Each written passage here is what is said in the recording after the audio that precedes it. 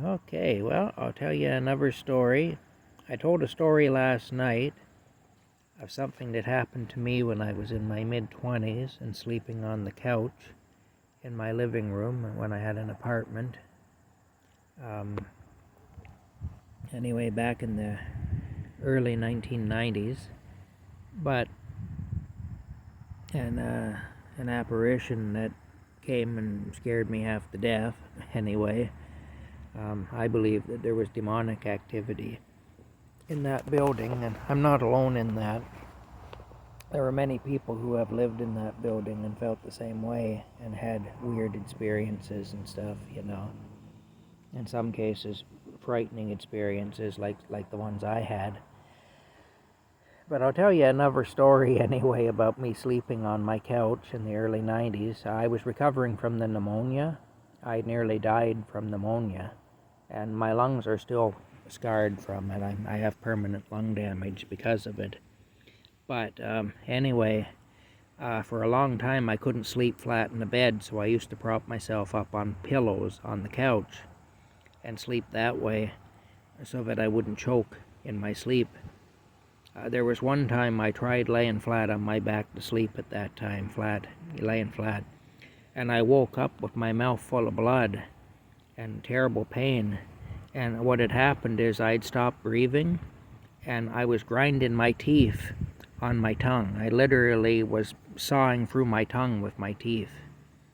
So that was how bad it actually was. You know, there was blood everywhere. It was in the bed, and it was nasty. I was covered in blood. The bed was full of blood. I had literally chewed part way through my tongue. So because I had stopped breathing. So anyway, that's the reason that I was propping myself up with pillows.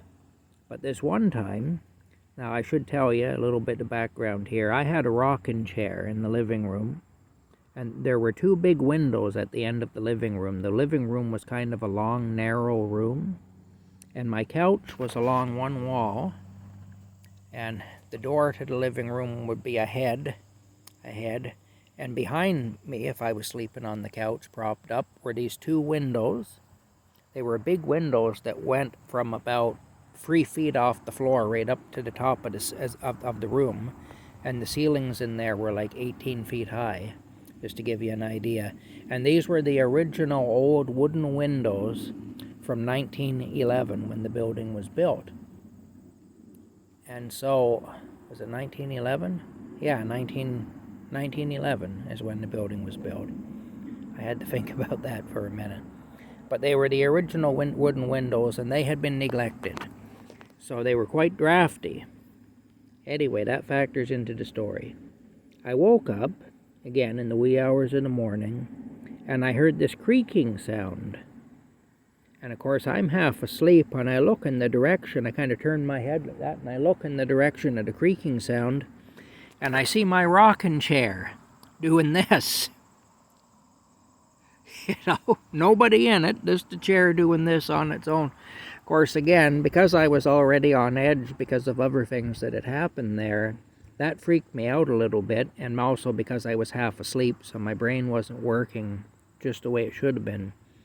But then I saw the curtain billowing out from the window, and I realized even though the windows were closed, it was a really windy night, and the wind coming through the windows was actually making the curtain billow out, and it was the wind coming through the windows that was causing my rocking chair to go back and forth. It started my rocking chair rocking. So, anyway, yeah, it was bad. Our landlord turned our heat and hot water off for 2 years.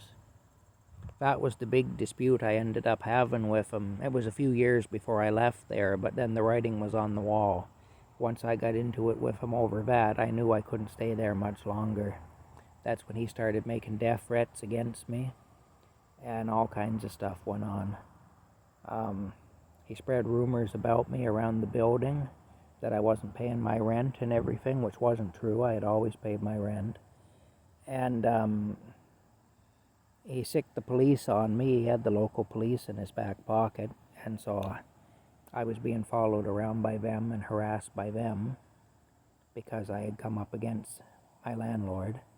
And so, anyway, I went to war with him in 2010 over the heat and hot water, and I ultimately won. I did force him to turn it back on, to turn the services back on, and I left there in 2016. But the remainder of the time I was there was even more difficult than the time prior to that, which was also difficult because this was not an easy person to deal with. Anyway, like I say, that's how drafty it was coming through the old windows anyway, that it made my rocking chair go back and forth.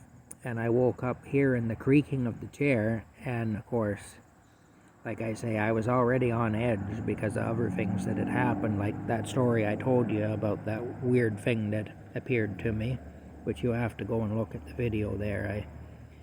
I kind of made a joke out of it in the title. I called that thing Pennywise's cousin, but anyway, turns out though there was an actual simple and very earthly explanation for that situation anyway. It was just the wind blowing through the window and causing the rocking chair to move, that's all. Still, interesting stuff. Anyway, I'm going to shut this down now, and what I'm going to do next, while this is loading up, I'm going to take a walk down to where I dump my carrots and other things like that for the deer, and I'm going to see if the apples I put out there have been touched yet.